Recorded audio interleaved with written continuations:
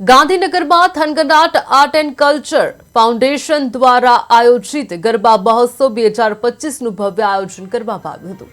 પહેલા નોરતાથી મોટી સંખ્યામાં ગરબા રસિકો ઉમટીને રાસ ગરબાની મોજ માણતા જોવા મળ્યા હતા, ત્યારે અંતિમ નોરતે મોટી સંખ્યામાં ભાવિકો ઉમટી પડ્યા હતા। આ ગરબા મહોત્સવમાં સીસીટીવી તેમજ ચુસ્ત પોલીસ બંદોબસ્ત રાખવામાં આવ્યો હતો, સાથે ખાણીપીણીના સ્ટોલ પણ ઊભા કરવામાં આવ્યા હતા। નાના બાળકો સહિત યુવક યુવતીઓ સહિત સૌ કોઈ ગરબામાં જોડાયા હતા। સતત 16 વર્ષથી આ ઉત્સવ શિસ્ત અને સુંદરતાથી સંચાલિત થવાથી પ્રેક્ષકોમાં મોટી પ્રશંસા મેળવી છે। ગાયક કલાકારોની ધૂનમાં ઉત્સવનું માહોલ અત્યંત જ રોચક બન્યું હતું।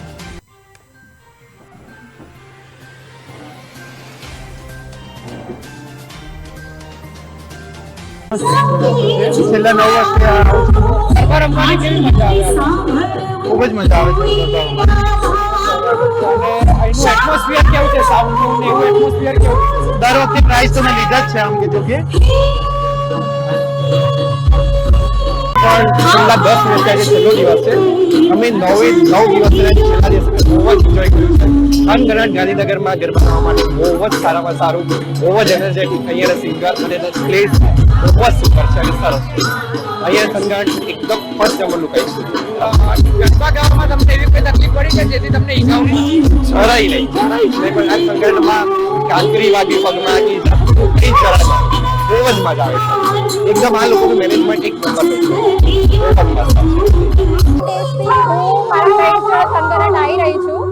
અને થનગનાટનો એક્સપિરિયન્સ કેવો છે? ગ્રાઉન્ડ કેવું છે?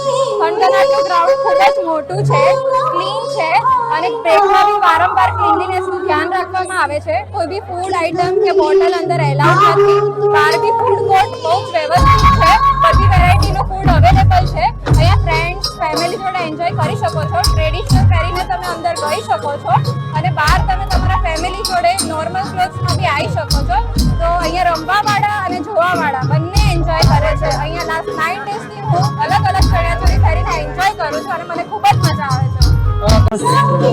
છેલ્લા 9 વર્ષથી ગરબા રમવાની કેવી મજા આવે? ખૂબ જ મજા આવે છે।